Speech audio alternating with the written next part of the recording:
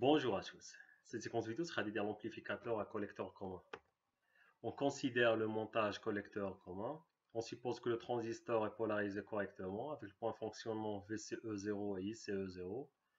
On suppose que la résistance RCE, donc la résistance entre le collecteur et l'émetteur, donc ρ, est très grande, donc égale à l'infini.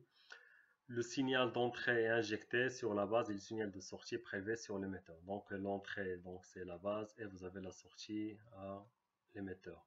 C'est le collecteur qui sert comme point commun en alternative entre l'entrée et la sortie. On polarise le transistor par pente de base. Donc la polarisation est effectuée par les résistances R2 et R1. Pour déterminer les caractéristiques de l'amplificateur, on commence par déterminer le schéma équivalent petits signaux en basse fréquence. Donc la résistance RP, c'est la résistance R1 en parallèle avec la résistance R2. On remarque que le schéma équivalent, que l'entrée est liée à la sortie. Donc la charge à la sortie influe sur l'impédance d'entrée et la résistance interne du générateur RG influe sur l'impédance de sortie. Donc, on commence par calculer le gain en tension. Donc, la tension VE, donc en appliquant cette maille, vous avez VE, c'est la chute de tension en bande à résistance RBE, plus la chute de tension en bande à résistance d'émetteur RE. Donc, VE, c'est IB RBE, plus le courant qui parcourt la résistance RE, donc c'est la somme IB plus le courant bêta IB, donc c'est IB facteur de bêta plus 1, multiplié par la résistance RE. Donc VE c'est RBE IB plus bêta plus 1 IB RE. La tension de sortie VS, c'est la tension bande de la résistance RE qui vaut le courant bêta IB plus le courant IB, le tout multiplié par la résistance RE. Donc VS c'est RE multiplié par bêta plus 1 IB. Le gain à vide, donc sans brancher la charge, vous avez c'est VS sur VE. Donc VS qui vaut bêta plus 1 IBRE divisé par VE qui vaut RBE IB plus bêta plus 1 IBRE. On simplifie les IB, vous avez le gain, c'est bêta plus 1 RE divisé par RBE plus bêta plus 1 multiplié par RE. On remarque que la sortie et l'entrée sont en phase et que le gain est légèrement inférieur à 1. Donc vous avez ce terme bêta plus 1, RE, dans le numérateur et le dénominateur. Vous avez dans le dénominateur, vous avez plus la résistance RBE. Donc le dénominateur est supérieur à le numérateur, donc vous avez le gain est inférieur à 1. Et vous avez le gain en fonction des résistances, donc la tension d'entrée et de sortie sont en phase. L'impédance d'entrée, si on note le courant IP, le courant qui parcourt la résistance équivalente RP, l'impédance d'entrée devient, donc ZE, c'est la résistance d'entrée, c'est la tension d'entrée sur le courant d'entrée. Donc c'est VE sur le courant d'entrée, c'est le courant IB plus le courant qui parcourt la résistance équivalente RP, donc IP. Donc ZE, c'est VE sur IP plus IB. VE, donc c'est IB RBE plus RE bêta plus 1 IB. On factorise par IB, donc c'est RBE plus RE facteur de bêta plus 1 multiplié par IB. Donc l'admittance d'entrée, c'est le courant IP sur VE plus le courant IB sur VE. Donc VE sur IP, résistance RP, donc, puisque le courant IP parcourt la résistance RP, et VE sur IB, donc VE sur IB, donc c'est cette résistance RBE plus RE facteur de bêta plus 1. Donc vous avez l'admittance, c'est 1 sur RP plus 1 sur RBE plus RE bêta plus 1. Donc c'est cette résistance RP en parallèle avec la résistance RBE plus RE facteur de bêta plus 1. Donc ZE, c'est cette résistance. Toute résistance de charge est RU est obligatoirement en parallèle avec la résistance RE.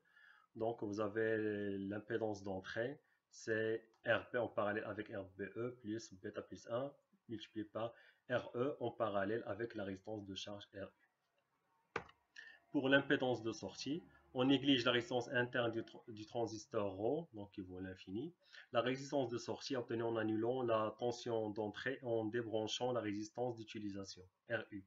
On coupe-circuit la tension d'entrée, donc vous avez la résistance RG en parallèle avec la résistance R2, en parallèle avec la résistance R1. Donc l'admittance de sortie égale la conductance de sortie égale le courant de sortie sur la tension de sortie, IS sur IVS. On voit que le courant IB circule dans la résistance R équivalente, donc RG en parallèle avec R2 en parallèle avec R1, le tout en série avec la résistance RBE. Donc si RG égale à 0, donc on néglige RG, donc on court-circuite la résistance RP, R2 en parallèle avec R1, et la résistance équivalente vaut la résistance RBE. Donc le courant IS, c'est le courant IB plus le courant bêta IB, plus le courant qui parcourt la résistance RE. Donc en appliquant la loi du nœud à ce point E, donc c'est IB plus VS sur RE plus bêta IB. IB c'est VS sur R équivalente.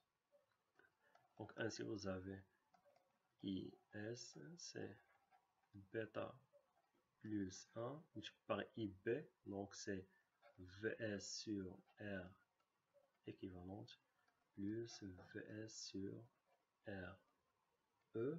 On factorise par VS, donc 1, sinon vous avez 1, le tout multiplié par VS. Donc l'admittance de sortie, donc c'est le courant de sortie sur la tension de sortie, on divise par VS. Donc c'est bêta plus 1 sur R équivalent plus 1 sur RE. Ainsi donc vous avez la résistance de sortie 1 sur RS, c'est cette résistance en parallèle avec cette résistance RE. Si RG égale à 0, donc la résistance équivalente, c'est la résistance RBE. Ainsi, donc, vous avez la conductance de sortie, c'est 1 sur RE, plus bêta plus 1, donc R équivalente égale à RE, donc RBE, donc c'est bêta plus 1 sur RBE. Donc, le bêta plus 1 sur RBE est très supérieur à 1 sur RE. Donc, c'est à peu près bêta sur RBE. Donc, on néglige le 1 devant le bêta. Égale à Gm, la transconductance interne du transistor. Ainsi, la résistance de sortie, c'est RBE sur bêta, donc c'est 1 sur Gm, donc qui est très faible, 1 sur Gm. Les caractéristiques de l'amplificateur collecteur commun. Donc, le montage collecteur commun présente les caractéristiques suivantes. Vous avez le gain en tension quasiment égal à l'unité, donc inférieur à 1. L'impédance d'entrée est très grande, de quelques centaines de kilo-ohms. L'impédance de sortie est faible, d'ordre de quelques dizaines d'ohms. Il est évident que ce montage ne sert pas à amplifier un signal puisque le gain est inférieur à 1, mais il est utilisé comme adaptateur d'impédance pour les caractéristiques de sa impédance d'entrée et de sortie. On met le montage collecteur commun en amont d'un montage amplificateur pour augmenter l'impédance d'entrée. On le met en aval pour l'interfacer avec une faible charge pour garder le signal amplifié. Merci pour votre attention et à la prochaine.